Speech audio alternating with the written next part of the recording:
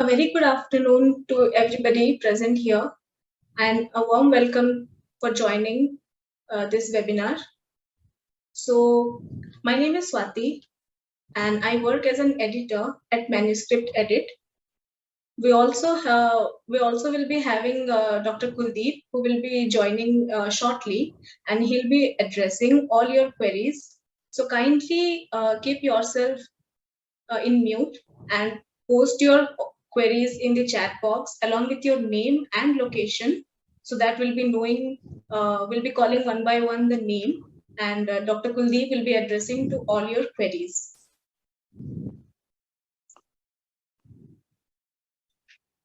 So I'm keeping my video off and let's start the webinar.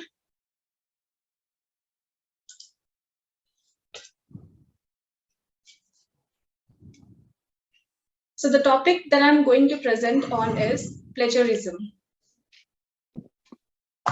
Now, what is plagiarism? Plagiarism is the act of stealing someone else's work, may it be a song, an idea, a clothing brand, the way they make the clothes, and anything ranging from ideas to anything that you copy and make it your own is called as plagiarism.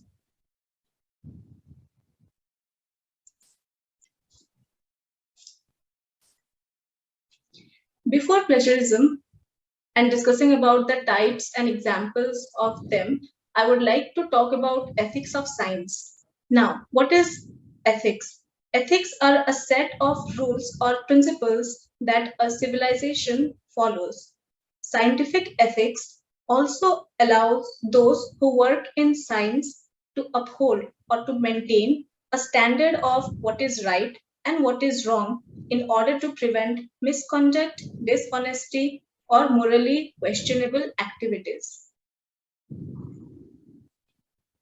Now, there are four main parameters to the ethics of science writing, which are: first, there should not be any plagiarism; second, ensure there should be inclusivity; third, acknowledge your sources wherever relevant; and fourth, avoid false and exaggerated claims.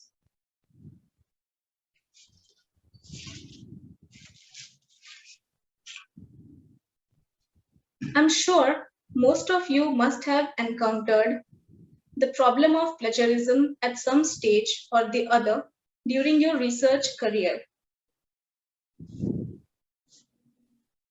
Let me share a real world scenario. Please don't adjust your screens. We have deliberately blurred the image to preserve academic integrity. So, let me give you a scene. Like, a researcher A submitted his paper to a journal for publication, but the journal rejected the paper on the grounds of plagiarism. Puzzled, he sought the help of a software or an online service to check for plagiarism analysis and found that 60% of his paper is highlighted as plagiarized. Now, if you have found yourself in that situation, which you might have, so then don't need to lose heart. Your next step would be to try and rephrase or rewrite the text portions marked as plagiarized, or seek professional help from a service provider for plagiarism detection and removal. Once you do that, you are set for your next journal submission with an acceptable percentage of plagiarism, which is usually between 8 to 15%, depending on the type of research and the journal. Now, that being done, your research and publishing journey will continue without the fear of being rejected because of plagiarism. It's also important to remember that a high percentage of plagiarism is one of the surest and quickest ways to have your paper rejected by a journal. So, to avoid it, you must address the problem quickly. Now that you have understood the perils of plagiarism, let's move on to its types, examples, and ways on how to avoid the plagiarism.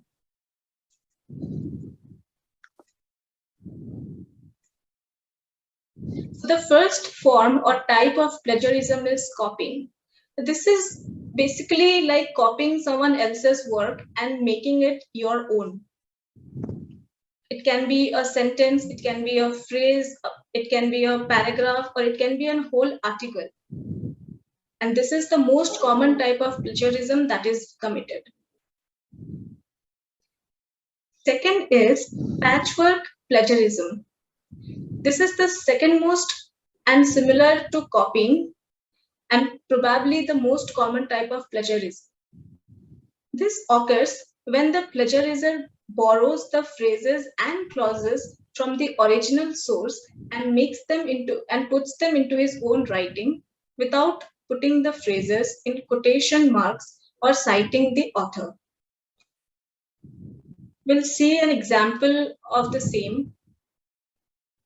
So here you can see a paragraph, and you can see there are some sentences that are in color. So these are the sentences that are plagiarized. Now, had the author of this passage put the colored phrases in quotation marks and added a citation after the quotation, the author would have been safe. Without the quotation marks and proper citation, the author has committed plagiarism. Now, the third type of plagiarism is paraphrasing. Now, this occurs when the plagiarizer paraphrases or summarizes another's work without citing the source, even changing the words a little or using synonyms, but retaining or maintaining the author's essential thoughts, sentence, structure, or style without citing the source is still considered as plagiarism. Below you can see there are two versions. One is plagiarized version, one is the correct version. In the correct version, as you can see, the author's name is included and also a reference is included below. So this type of adding the sources is the correct version, and you should carry out this rather than just simply copying and pasting a paragraph without citing the source or acknowledging the author. Now, another example of the plagiarism is in the first paragraph. As you can see, the author has written something about the legal system. And below you can see the same paragraph with some changes in few words or some synonyms have been used. So this also will be considered as plagiarism. Now, you may ask, if I change a few words, am I okay? Did I commit plagiarism? So the answer is no. Paraphrasing even original ideas without documenting your source is also considered as plagiarism.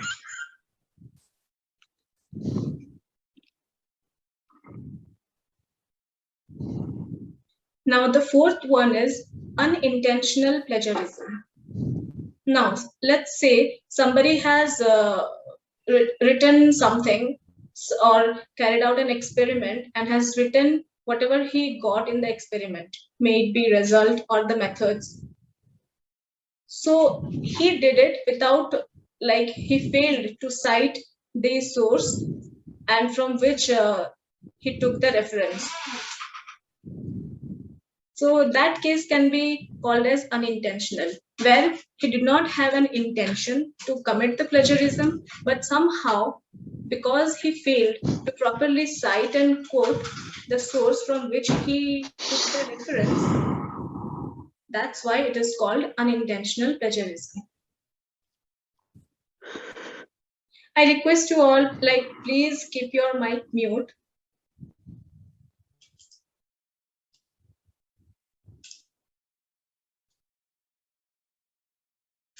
Thank you. Now,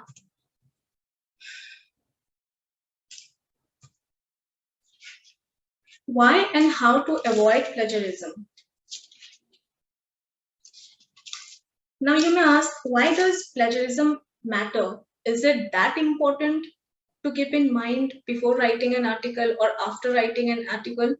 The answer is yes. See, like most of us copy and paste videos, photos, quotes from different sources without caring that, okay, this work is being carried out by somebody else.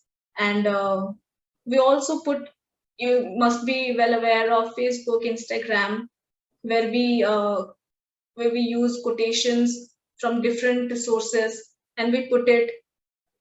But that approach, that is the cut and paste, does not apply into your academic life.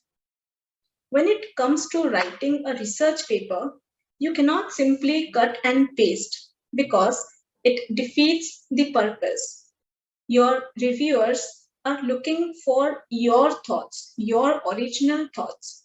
You are demonstrating your understanding of the material and creating your original ideas on a topic.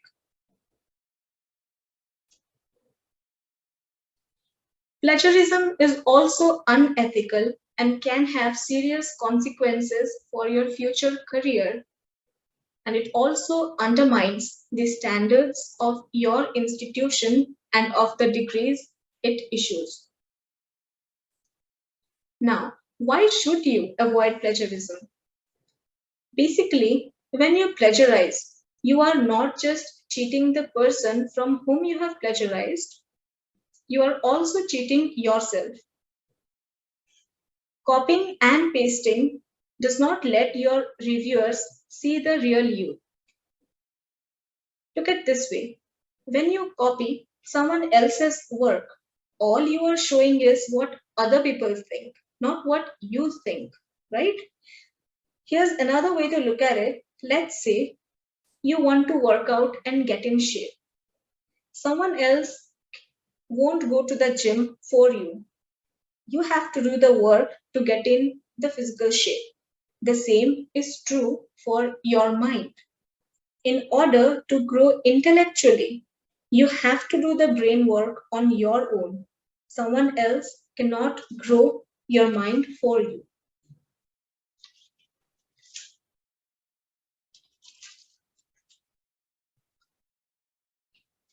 Now, how can we avoid plagiarism?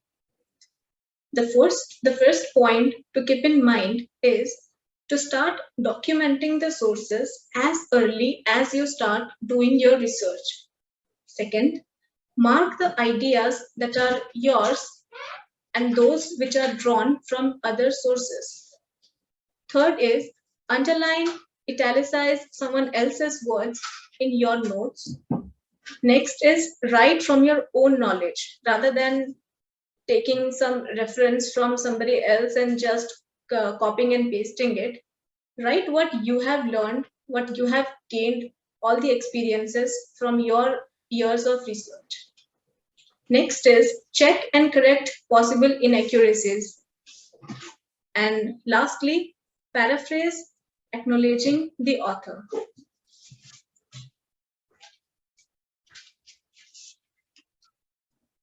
Now, one may ask, does this mean that I should not use the work of other authors? Of course not. It is important you write with your own knowledge, but academic writing quite often involves the use and discussion of material written by others, and acknowledgement and proper referencing. This is clearly distinguishable from plagiarism. You need to give proper credit to the authors of the ideas and observations you cite. Not only does this accord recognition to their work, it also helps strengthen your argument by making clear the basis on which you make it. Moreover, good citation practice gives your reader the opportunity to follow up your references or check the validity of your interpretation. Here you can see there are different tools for detecting plagiarism, like Authenticate, Grammarly, small SEO tools, Turnitin, FlaxScan, Plagiarism Checker, etc.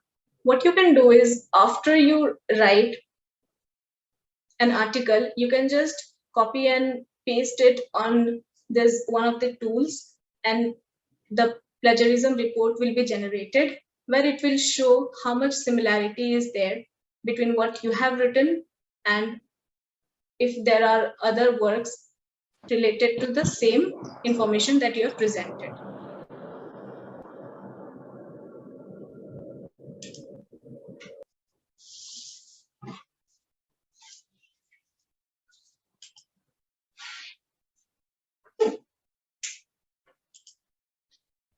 I would request you please keep posting your questions in the chat box so that at the end of the presentation we can take all your questions.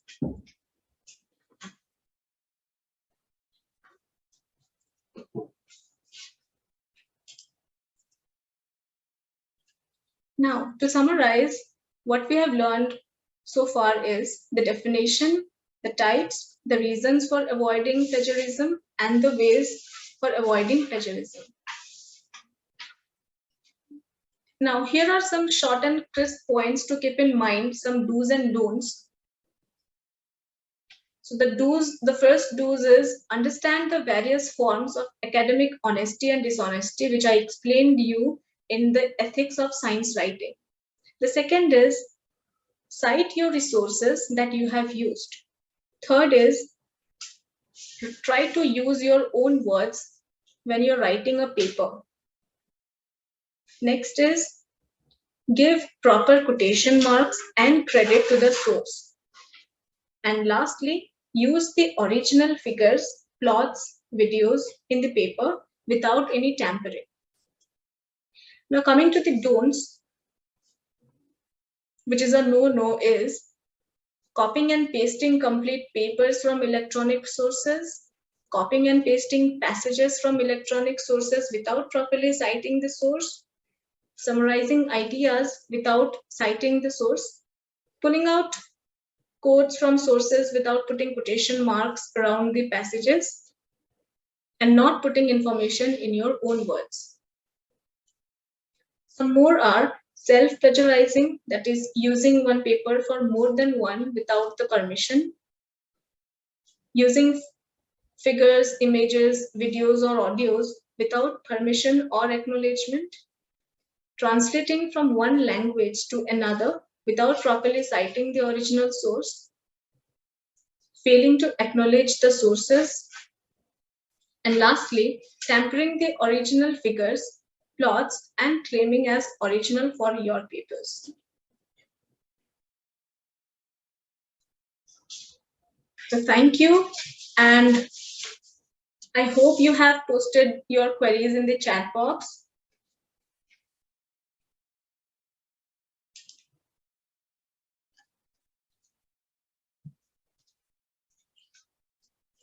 And just to add, all attendees will receive certificates as an appreciation for your participation in this webinar and an appreciation for your time. Kindly post your queries in the chat box if you have any.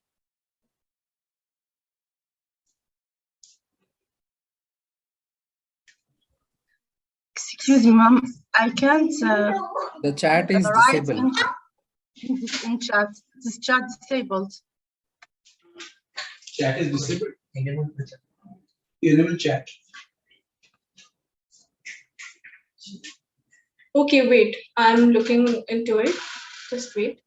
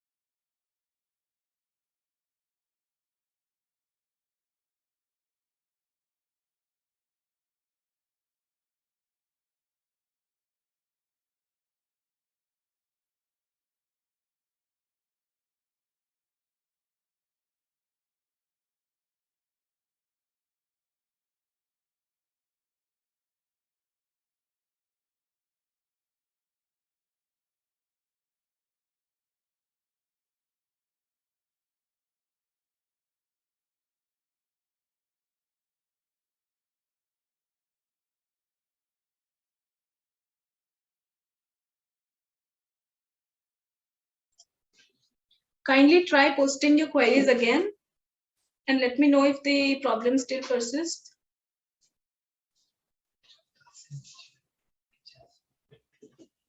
Yes, we have received your questions.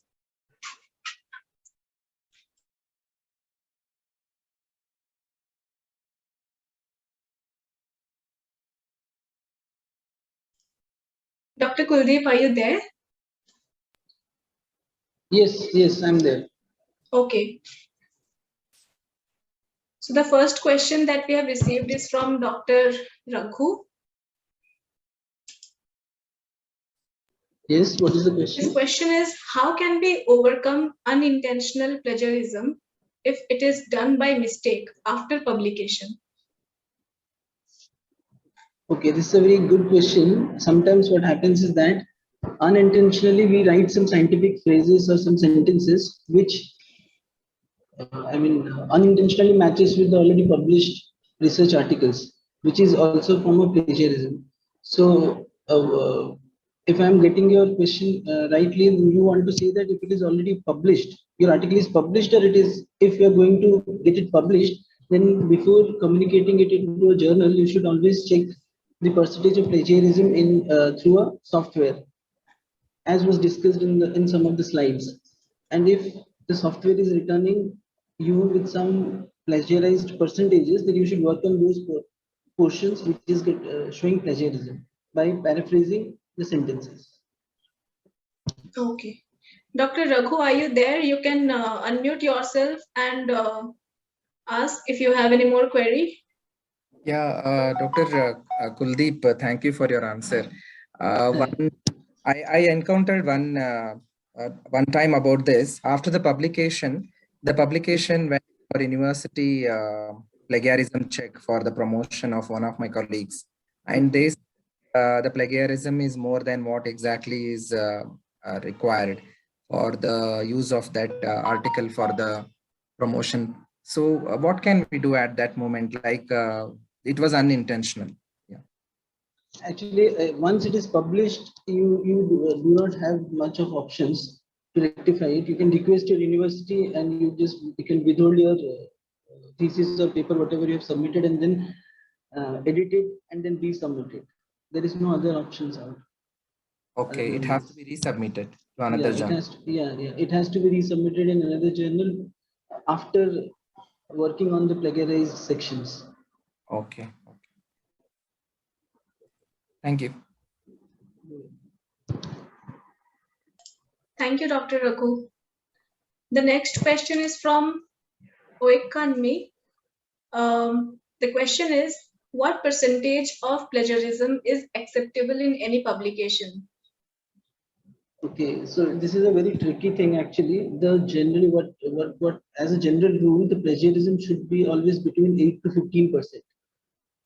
We always try to keep the plagiarism below 15% for research articles. However, for different journals, the rules can vary with the type of journal you are targeting. But generally, it is between 8 to 15%, which is acceptable. Okay, sir.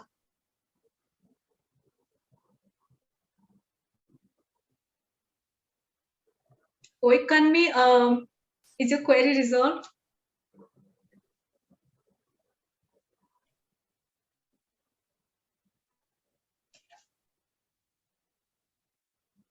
Okay, he's not responding.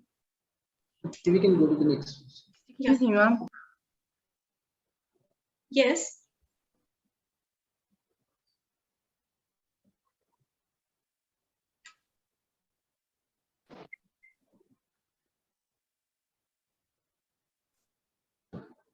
Okay, moving on to the next question.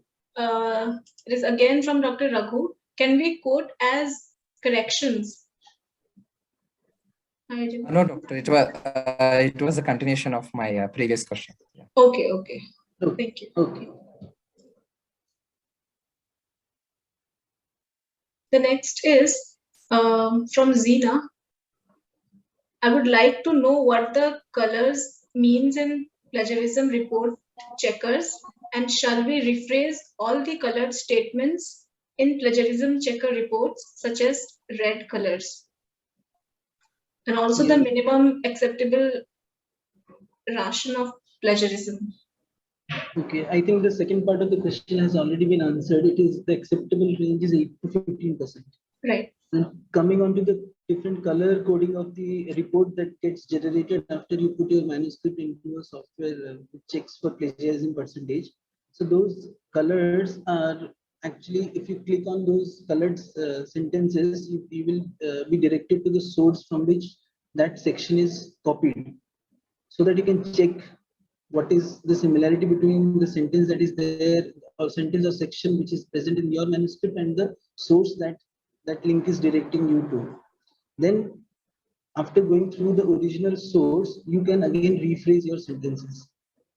And the second part of this question is that whether we should paraphrase all the colored sentences. Yes, we should paraphrase almost all the colored sentences, but whenever you see that there is less than 1%, you can avoid those sentences. If it is more than 1%, you can always paraphrase.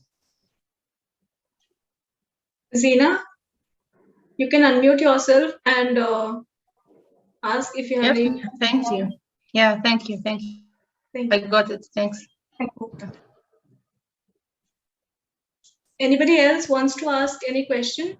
Yeah, okay. The next question is from Firoz Ali. He's asking, are the plagiarism tools available in the net free of cost? Most of the authentic plagiarism checking tools, for example, Turnitin, which is widely acceptable by various reputed journals, is not free, but you can check for the trial versions of some softwares. I think they are available for a certain period of time. Thank you, Dr. Kuldeep.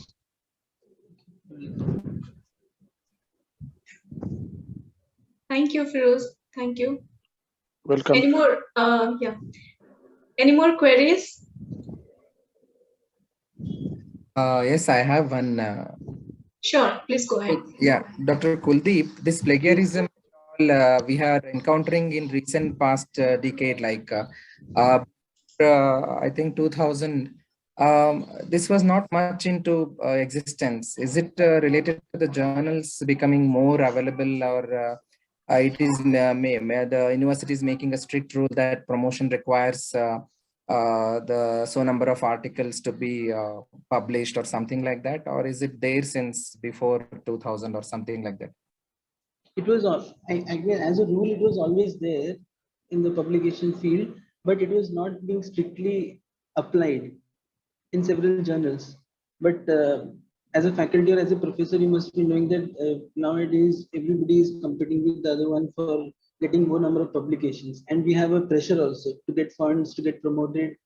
So what people are doing, that they are in a rush, they tend to copy. They although not intentional, but they tend to copy their own studies, the studies of others. So that's why these journals have become alert, and they have started implementing these things very strictly recently. But it was always there as a rule that we should not copy from others without citing them. We have to give credit. It was always there. Thanks.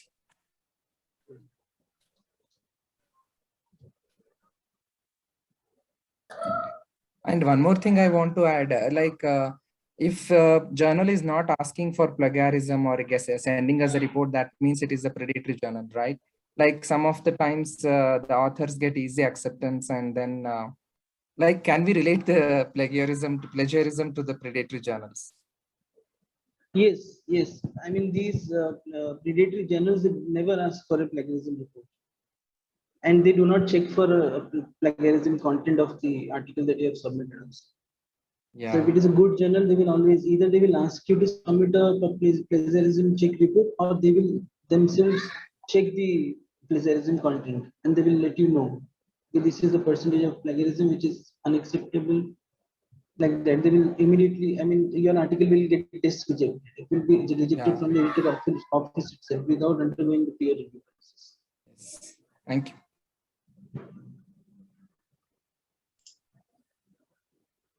Thank you, Dr. Raghu.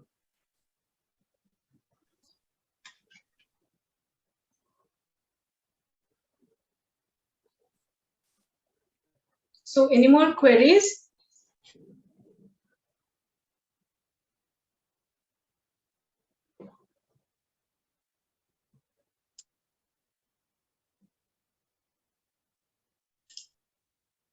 All right then. Thank you, Dr. Kuldeep, for your time. And thank you all the participants for joining. And kindly let us know if you want to attend some more webinars like this. So thank you and have a great evening. Bye-bye. Thank you very much. Bye-bye.